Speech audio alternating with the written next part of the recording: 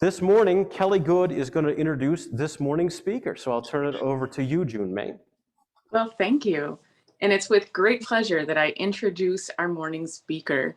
So Sensei June Ryushin Tanoue is a co-founder of our Zen Life Meditation Center here.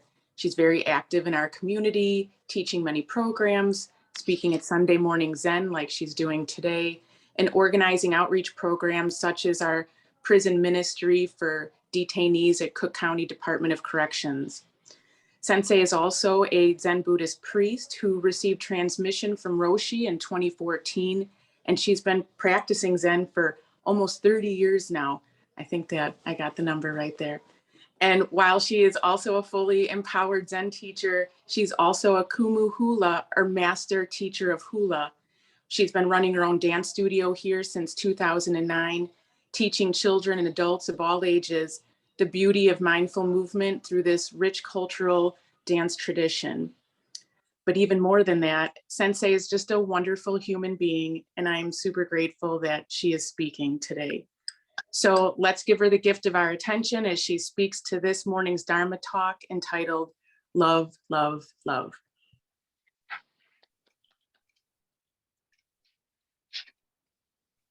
Thank you, Kelly. I want to start with a blessing that Wendy, some reverb is happening next door. A blessing for the journey by Wendy Egyoku Roshi. She's the former abbot of the Zen Center of Los Angeles, and now she's the guiding teacher there. She wrote this in 1966. I call to you, a blessing for the journey. Let us vow to remember the causes of suffering and to practice an end to suffering. I shall accept all that I cannot change and let my heart be broken. May we be gentle for all our days, here, there, and everywhere. Let us vow to bear witness to the wholeness of life, realizing the completeness of each and everything. Embracing our differences, I shall know myself as you and you as myself. May we serve each other for all our days, here, there, and everywhere. Let us vow to open ourselves to the abundance of life, freely giving and receiving. I shall care for you, for the trees and stars, as treasures of my very own. May we be grateful for all our days, here, there, and everywhere. Let us vow to forgive all hurt caused by ourselves and others, and to never condone hurtful ways. Being responsible for my actions, I shall free myself and you. Will you free me too? May we be kind for all our days, here, there, and everywhere. Let us vow to remember that all that appears will disappear. In the midst of uncertainty, I shall sow love. Here, now, I call to you, let us together live the great peace that we are. May we give no fear for all our days, here, there, and everywhere. So, we have a wonderful, I have so much to tell you. I haven't seen you for a long time. I'm like, and you can tell, maybe I haven't been practicing so much. My attention is like all over the place here. Anyhow, I just read this on Friday to the poetry circle. We've got a great poetry circle every Friday at 8 o'clock. And I think it might have been Mark Galula who said, well, Here, There, and Everywhere was written in 1967 or 66, which is when Egyoku Roshi wrote this. And so, right, the Beatles is my theme for today. Love, love, love. Who remembers that song? All right, you're my generation here. That was the love, love, love. Okay, that was 1967, the summer of love, right? I was 17. I don't know how old you were, but remember that well, I was in a Catholic school. I was very on the conservative side, and I was up with people, okay, and all this, all of this marching and everything, I was not so sure about, and against Vietnam, against the war, I wasn't so sold on that, being at Catholic school. And it was my father who told me that maybe, all these protesters are not so bad. Uh, when during World War II, he wrote to his father, my grandfather, and said, I want to join up, right? There's a call for volunteers for the war. I want to sign up. And my grandfather said he wanted to sign up for the army. And my grandfather said, I don't want you to sign up for the army because, he didn't say this, but he loved him and he didn't want him to die, basically. But my father really wanted to do something, so he did sign up and he became a medic. And he saw the horrors of war out at there was a hospital in Indiana, Fort Benjamin Harrison, which is where he worked. And he became very good at sterile technique, which is something we kind of are in the midst of right now with all of this virus going around. But he was got sterile technique, we got to wash your hands, and he was very good at that.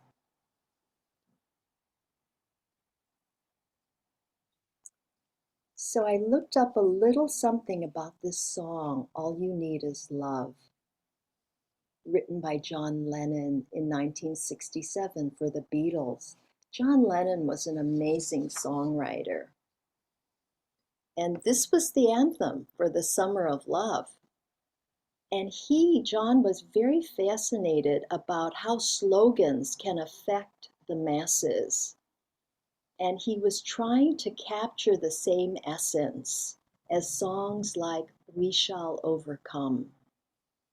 And he once stated, I like slogans, I like advertising, I like the telly.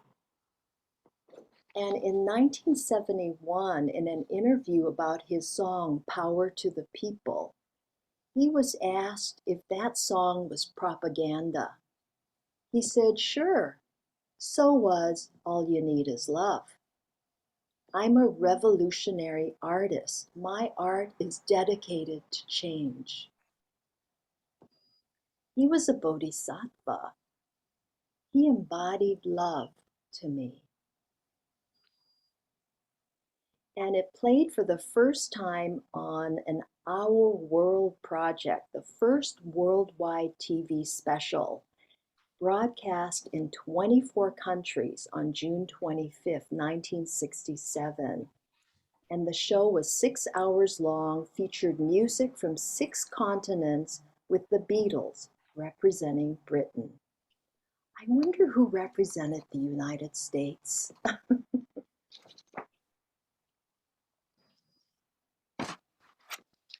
So as I said, I was pretty conservative in high school, and then in college, I didn't think I was spiritual, but I got caught up in this Jesus freak movement, and I was a Jesus freak for a little while because they were so happy.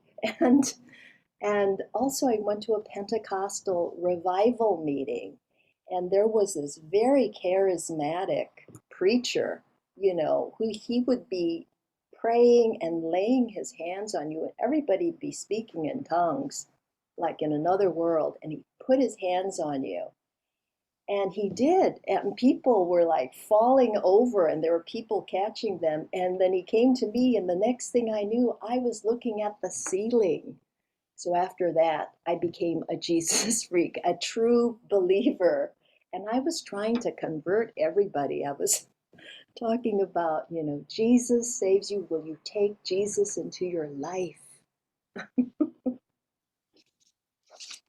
But then, right in college, the Cambodian War, the bombing of Cambodia was happening, and all of these marches, these student protesters from this whole atmosphere of love, you know, I joined those marches. That was not right that they were bombing, we were bombing people. And then what really kind of cured me, or let me see the light, I would say, from my time as a Jesus freak was, of course, my study in biology. And I also I also got baptized as a Baptist because I figured, why not, right? I wasn't baptized. My parents, they were not particularly religious, and I went to a Buddhist temple for quite a while growing up. But, you know, um, it was not like anything strict. So I was baptized in a church, and then during the height of this, we were leafleting and everything, about how bad this bombing was. I went to the priest and I asked him what he thought about the war in Vietnam. And he said, I'm all for it. It's a good thing we're there. And I said, okay, thanks, we'll see ya. And then I left and I was like, that's it. No, I could not believe that this religion that was supposed to be about love was actually bombing and killing people. So I see our bodies as love, instruments of love. And uh,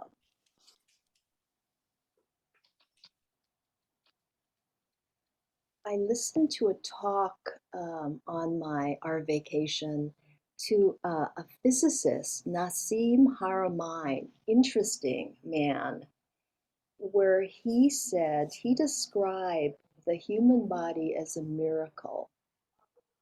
You know that there's 100 trillion cells in a human body, and each cell is made up of 100 trillion atoms. And somehow, he's got a theory, they all kind of self-organize into this body. That to me is an example of love. Love that is so mysterious, so beyond words.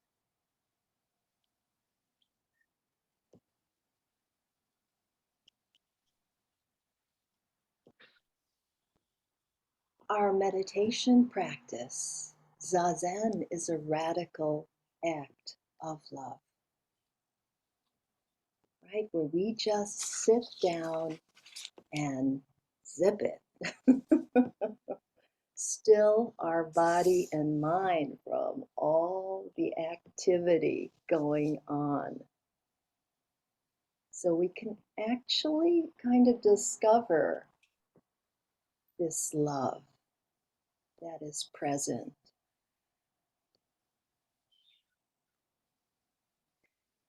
Another radical act of love for me is Hula the Dance, this cultural, spiritual dance practice. Right? The whole culture there is about aloha, which is love, deep, abiding love. And it is celebrated in song and dance.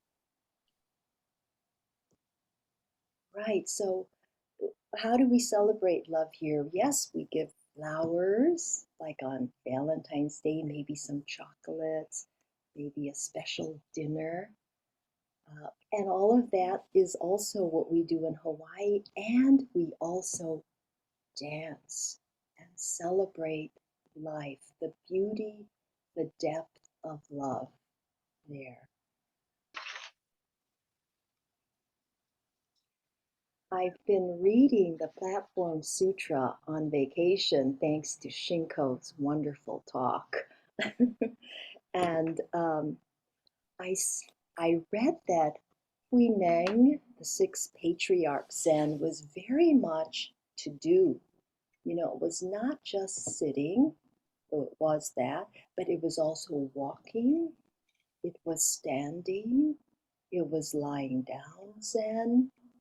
I'm sure it was also rice milling for him, tea drinking, and of course, we got to include dancing as well. Dancing life. So, yes, we have been gone for a month. Oh my God. So, I've been studying the Sutra of Banderas Bay. Banderas Bay is this fabulous bay that Puerto Vallarta sits on. It's in the state of Jalisco in Mexico. That's the Pacific Ocean. So every day I would walk the beach. Well, not every day, but I try to make it every day. And just kind of feel the sand, see the sand. The sand itself is gray um, and different than other parts of the bay, which is actually whiter sand. Because right there where we were in the Vedanta Grand Mayan, there is the Ameca River that comes into the bay, and it brings with it a lot of dirt and trash. So anyway, not that much trash, but still, yeah, there are not that many families living on this river because Vedanta has bought up a lot of the property there. It was farmlands, actually.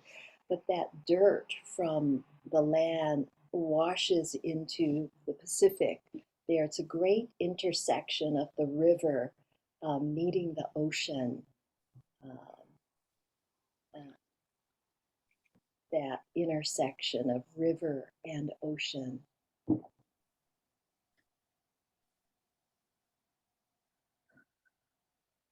And on one of my walks, I noticed a woman who was, she was like in her maybe early 30s, slim, wearing her bathing suit, a little hat, and she carried a big plastic bag.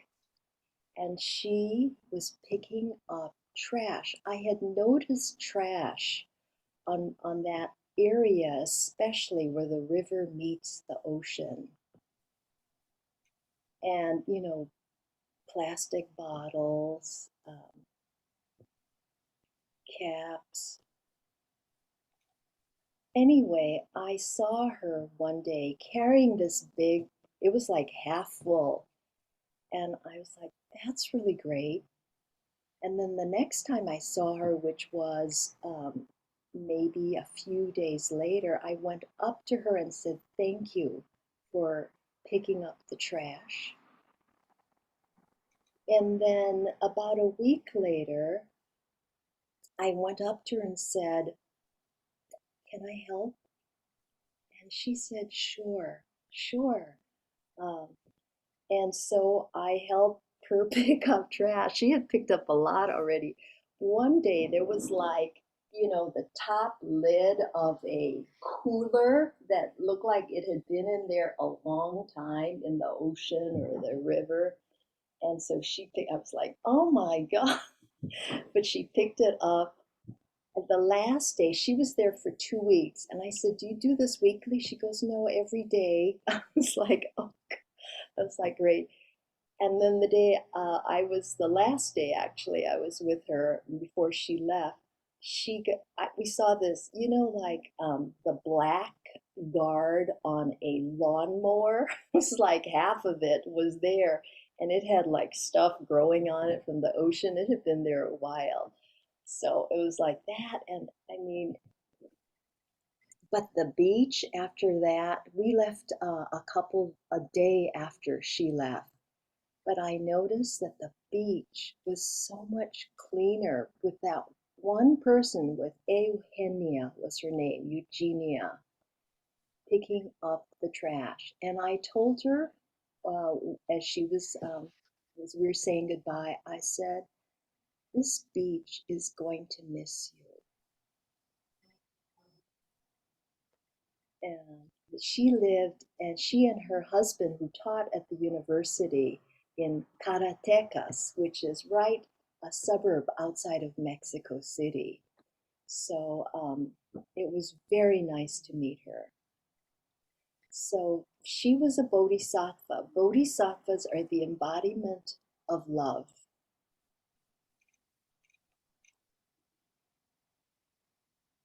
She also worked for this handcrafts that she worked with different craftspeople of Mexico. They put together gifts for corporations and universities. Little gift packages of these fabulous little arts and crafts of Mexico.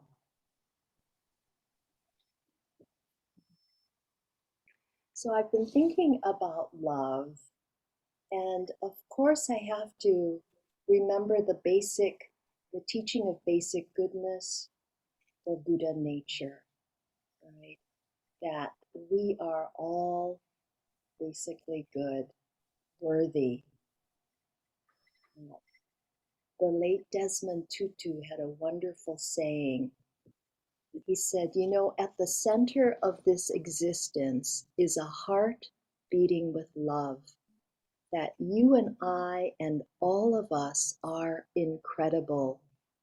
I mean, we really are remarkable things, that we are, as a matter of fact, made for goodness." And this man exhibited fierce love. What he did for equality against the apartheid movement in South Africa is incredible. I was reading the transcript of Krista Tippett's interview with him of On Being.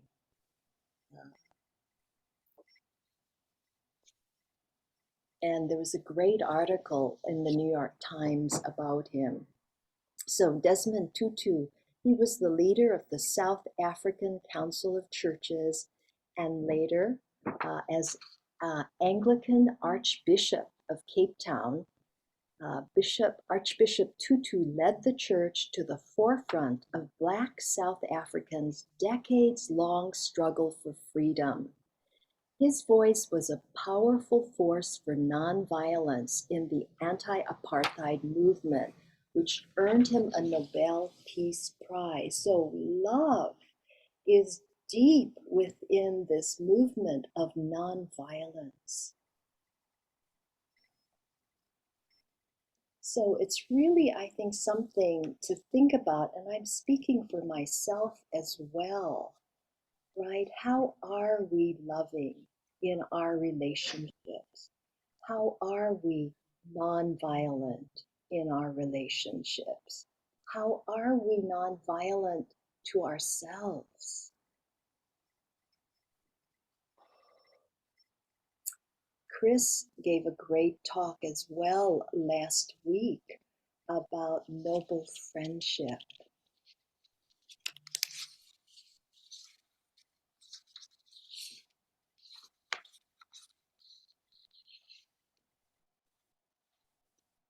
Right? The traits and qualities of a good friend, and how we need to make friends with ourselves.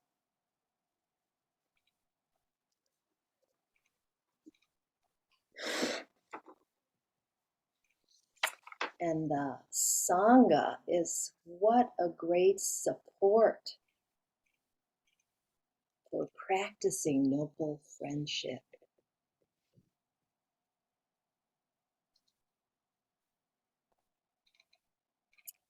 Yeah, she said there is no individual awakening. We awaken together.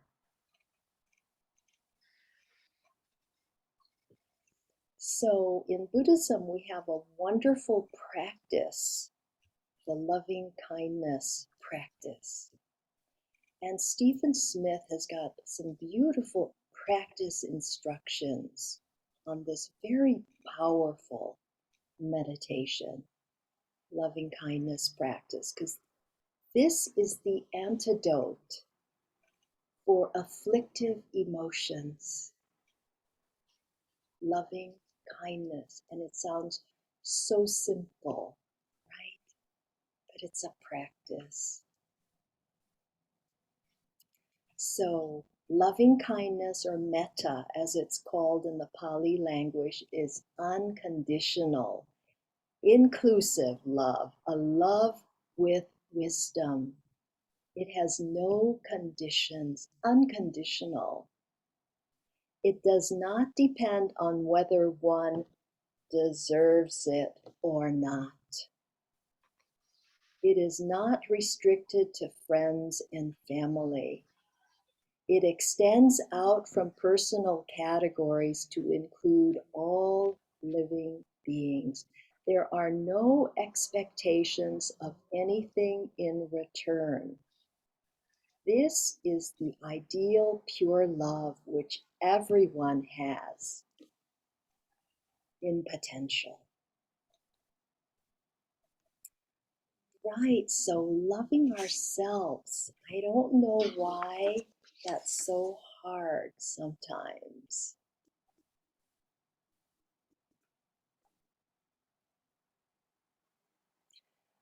So we have to kind of start there.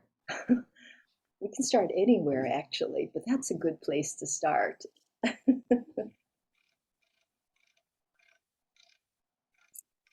Sometimes that's hard though.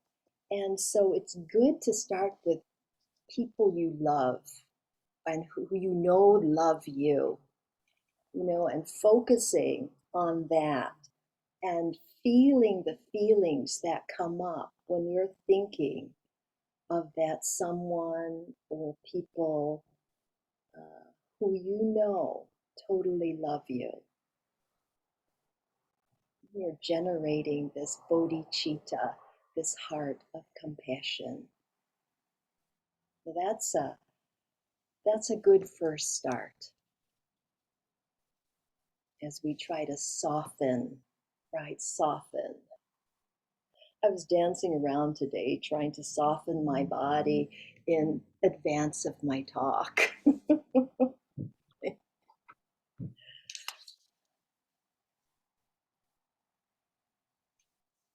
So this meditation of care, concern, tenderness, friendship, feeling of warmth for oneself and others, opening deeper and deeper into this pure love.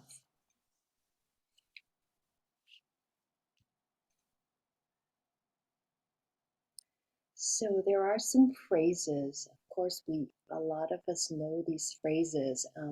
Stephen's he's got a little longer, which I liked. So as you're breathing in and out with this feeling, right, you say to yourself, may I be free from inner and outer harm and danger.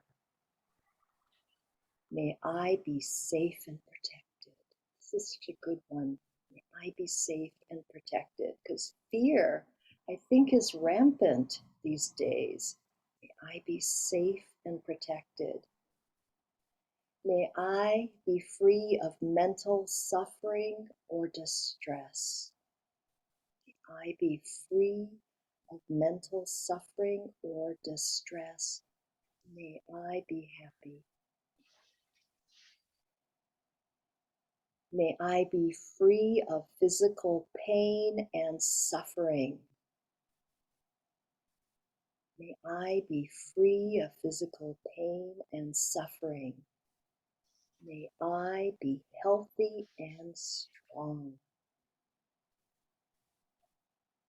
May I be able to live in this world happily, peacefully, joyfully, with ease. May I be able to live in this world happily, peacefully, joyfully, with ease. May I live with ease.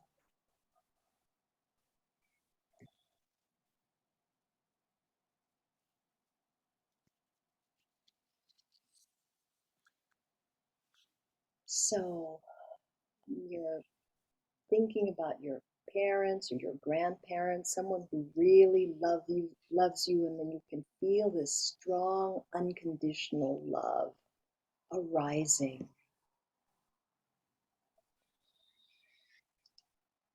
for them. May you be happy. May you be safe. May you be healthy.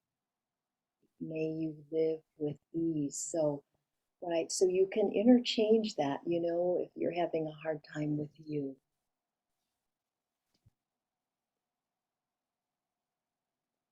So this is a strong practice. And then you can start, the practice is to move next to a neutral person and to allow to repeat these phrases to that neutral person. Isn't that a wonderful way to, you're sending your beautiful energy of love out.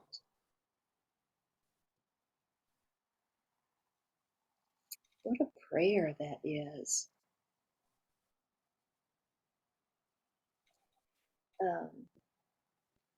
In the beginning of the On Being interview with Desmond Tutu, Krista Tippett's interview, her staff had researched and found that Archbishop Tutu loved dried mangoes. So when she did the interview with him like 10 years ago, they brought some dried mangoes for him. And he was tickled and, touched. And before they ate, he spontaneously said, may I do a prayer? And she said, of course. And in his prayer, he mentions the Holy Spirit, and may that love infuse this food. And what a beautiful thing to do before you eat anything, to just spontaneously be grateful and to say this prayer. I thought it was really beautiful.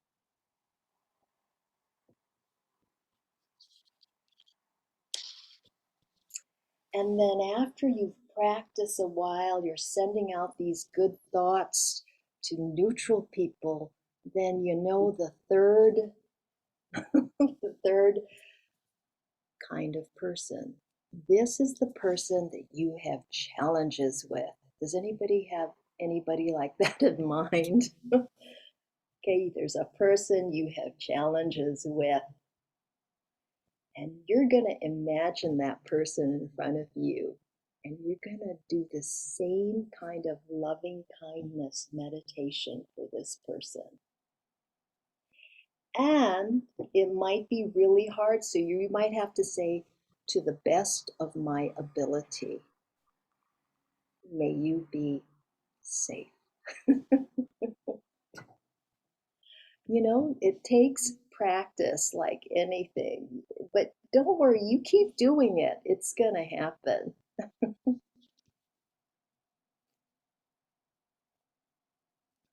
So Stephen Smith is just saying these beautiful phrases, right? Then you're going to expand it out to all beings. May all beings be safe, happy, healthy, live joyously. May all breathing beings be safe, happy, healthy, live joyously. May all beings in existence be safe, happy, healthy, live joyously. So you're allowing these phrases to simply be a conduit for this force of loving kindness.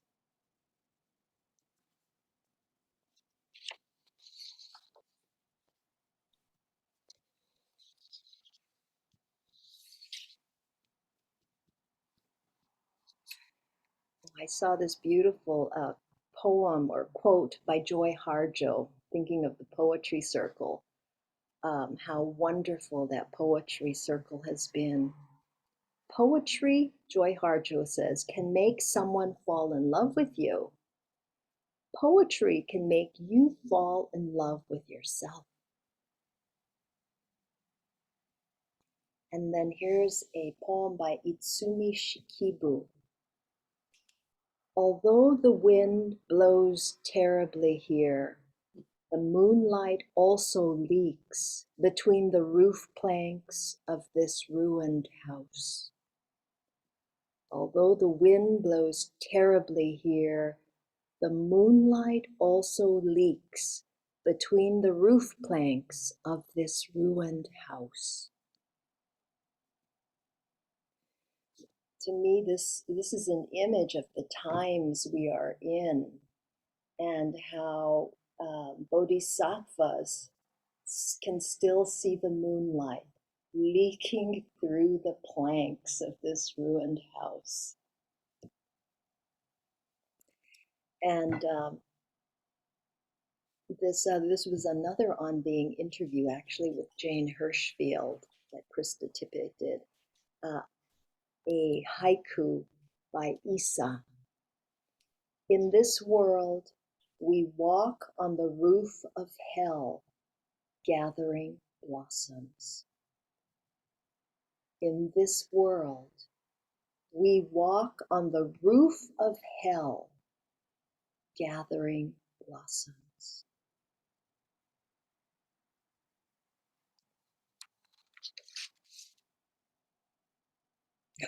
We do.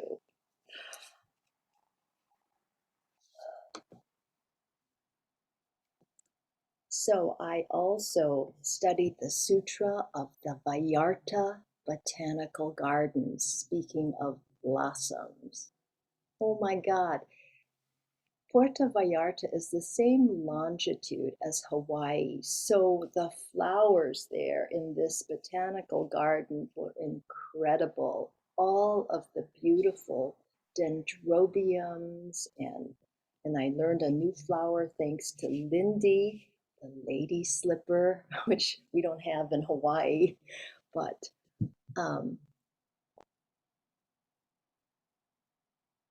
those blossoms, pure love. And in Hawaii, the blossom is a metaphor for people, for humans, pure love. And yes, we could use some improvement every now and then, as Suzuki Roshi tells us.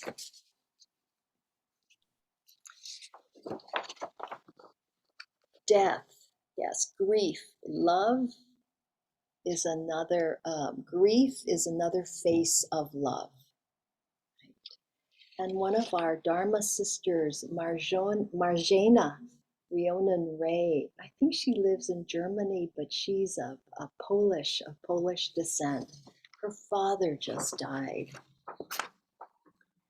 And Frank Ostaseski, who's done a lot of work on death and dying on his own and with Roshi Jones, said to her, "May you be kind in the days ahead as you face this loss. As you know, grief has many faces. Can you open to them all?" So for me, grief is another face of love, actually, because when you truly love, when your heart is open, it's going to be broken. That's for sure. But do you want to do you want to protect it and walk around with a closed heart as a result? And Marjana posted this poem by Hafiz. "I sometimes forget that I was created for joy. My mind is too busy. My heart is too heavy for me to remember that I have been called to dance the sacred dance of life. I was created to smile, to love, to be lifted up and to lift others up. O Sacred One, untangle my feet from all that ensnares. Free my soul that we might dance and that our dancing might be contagious."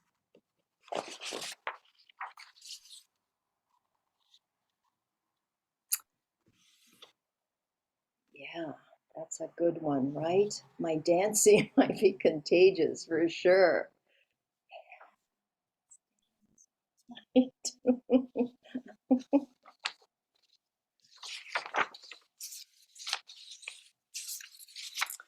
So I've been listening to some great music also on this vacation, and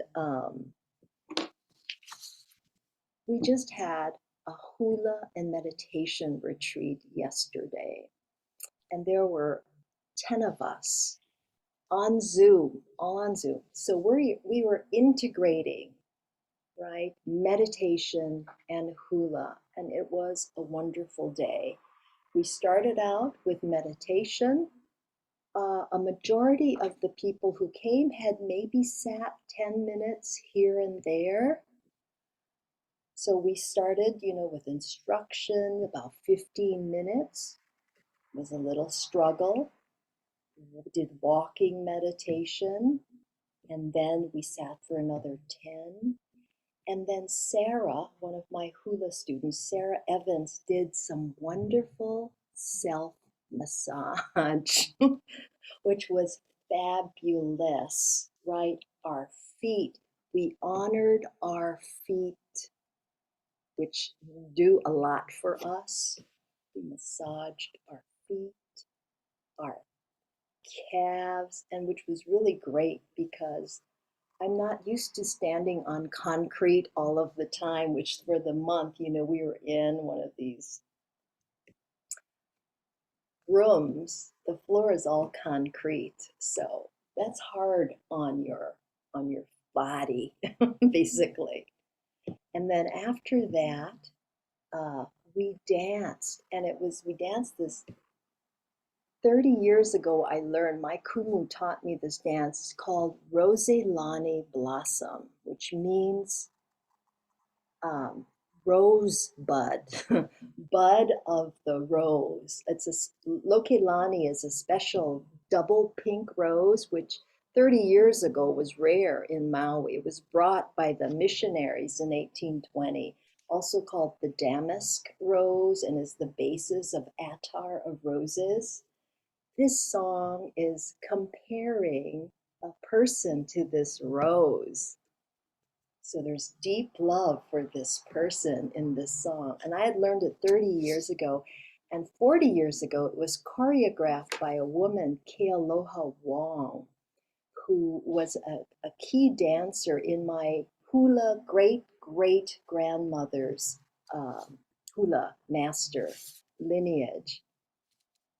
And which was great because Eve Pinsker, and she actually studied with Kealoha Wong many years ago when she was in Hawaii. So it was great to be teaching this dance, which I haven't taught, for 30 years.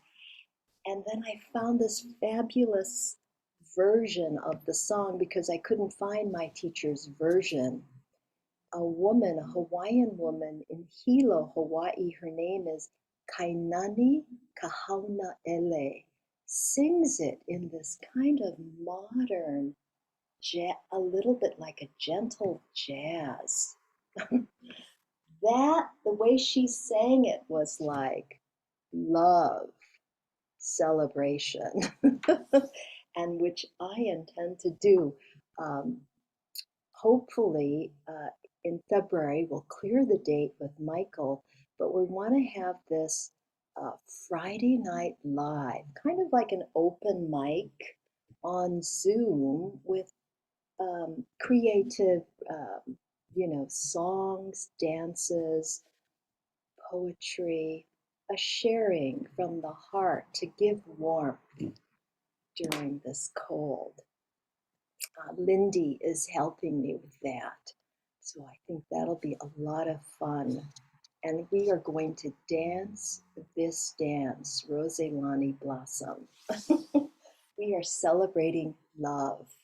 I think that's around Valentine's Day.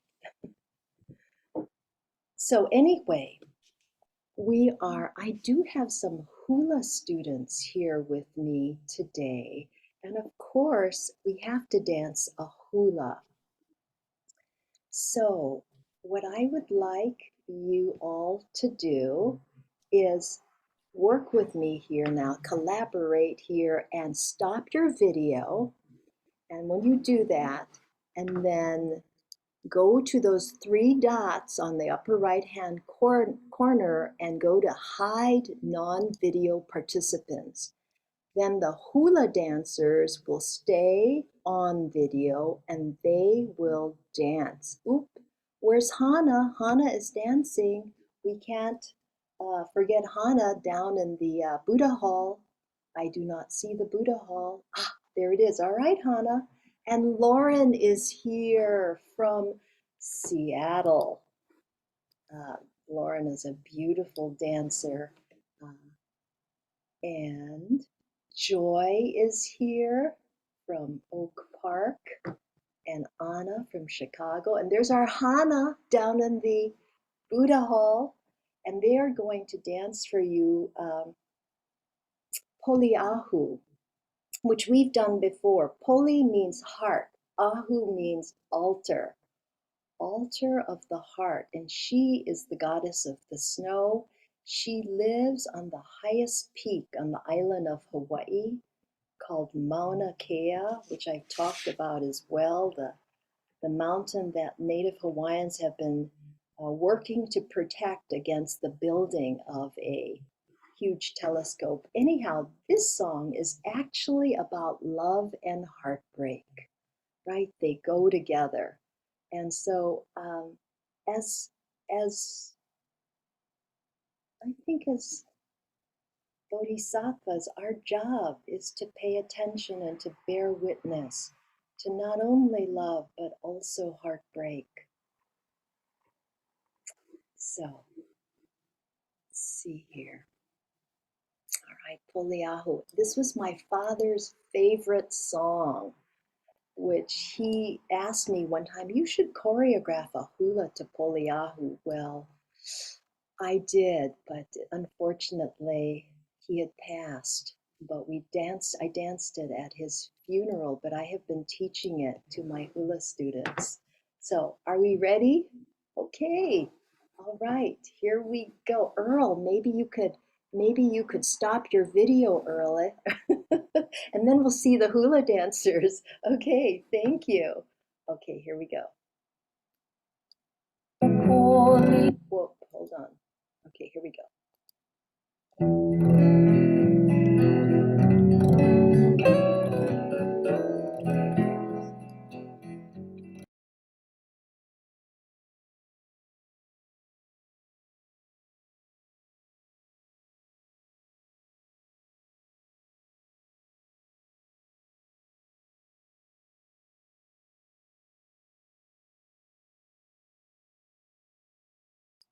Shikan, could you put a microphone up there to the music? Yeah, the sound is not working. A microphone.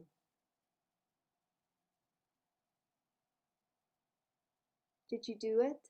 I can't tell. There's a microphone over by the bell if you want to just put that on.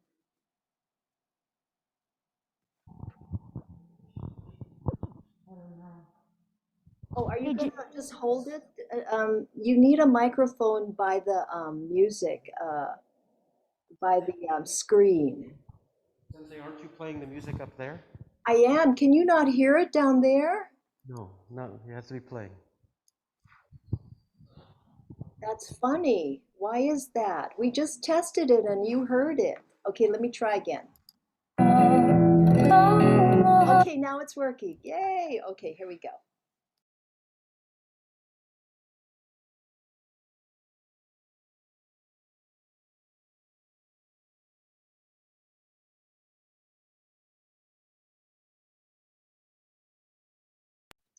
You can't mute yourself. Thank you. I muted myself. I cannot do that. That's my problem. Sorry about that. Okay, here we go.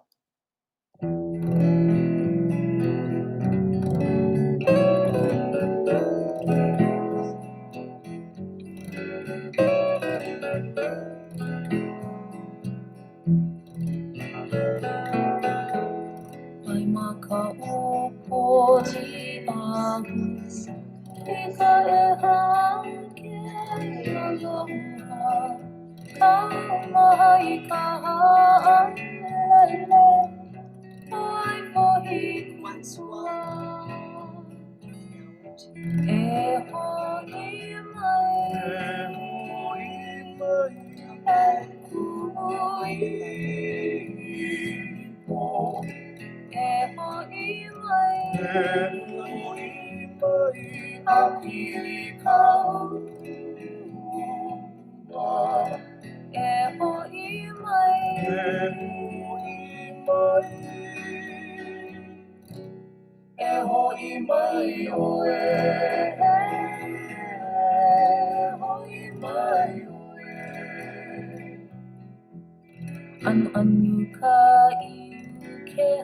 Cold is the sacred tune.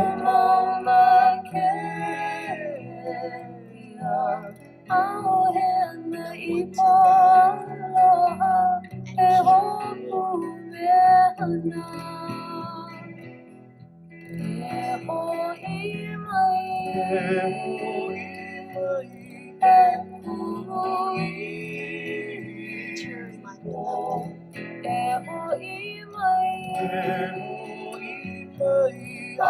This is my way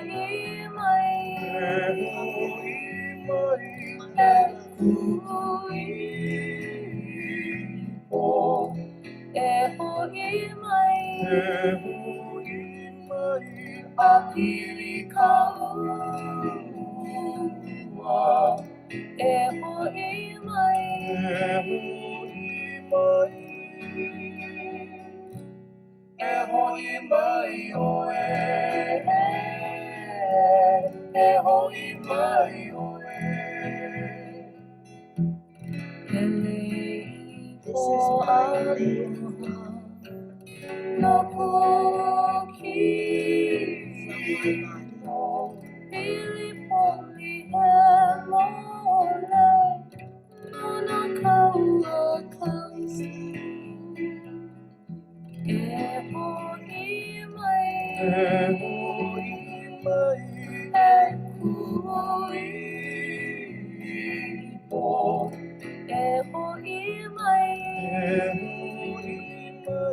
Apili ka hua,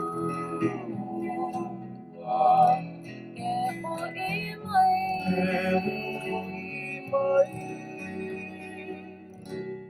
e hoi mai oe, e hoi mai oe, e hoi mai oe.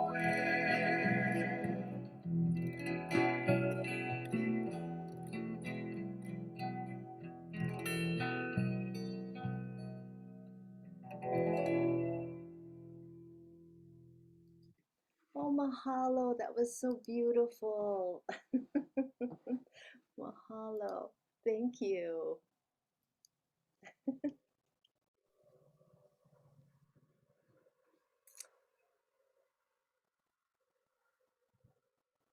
Um, thank you. Any questions or comments? Thank you so much for coming. Oh, hi, June. Hi, I'm Annie. I just want to thank you. It's a little dark over here now, but I just wanted to thank you so much for that beautiful presentation on love, love, love. It's like exactly what I need right now, even though the pandemic seems to be leveling off. Maybe it's an illusion, but it seems that way, that I feel like we need this kind of antidote to all the anxiety and fear that everybody's feeling, and it's so soothing to hear. And I didn't get to see the hula because I'm on my phone, but I danced. I got up and I danced. Thank you so much. Wonderful, Annie. Great to see you all the way in Britain.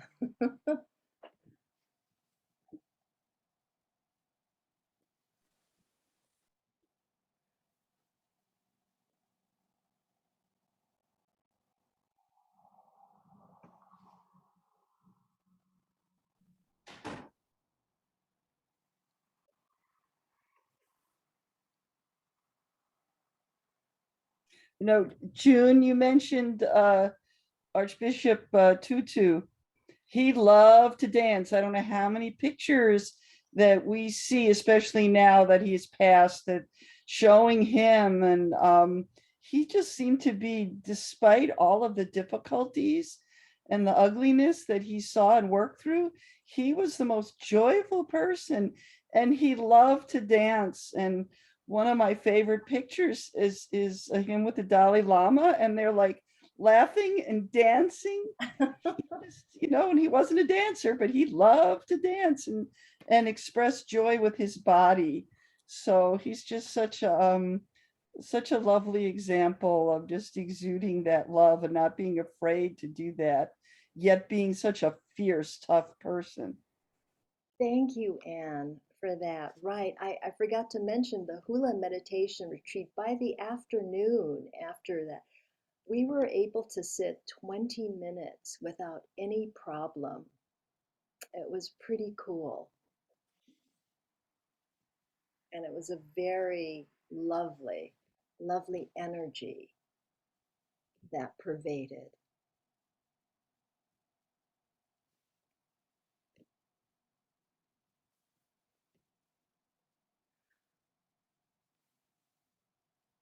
It's really great to see Shu Ping, who's in Wisconsin. It's so great. And Pam is in Minnesota.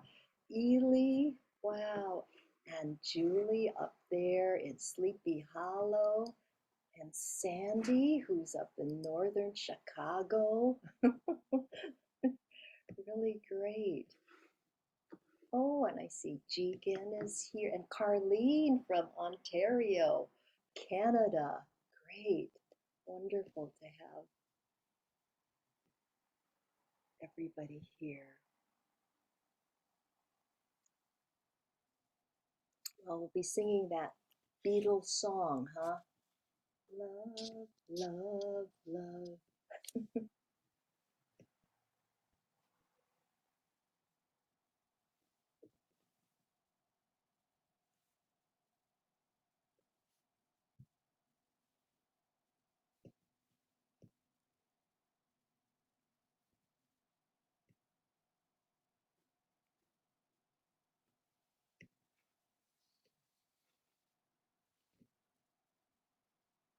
Have a wonderful day today.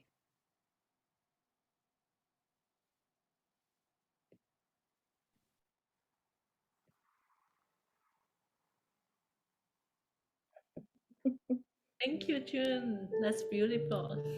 Thank you, June. Thank you. Thank you. Bye, everybody. Oh, bye, Bye. Annie. Bye. Bye. Bye. Bye. Aloha. Aloha. Uh,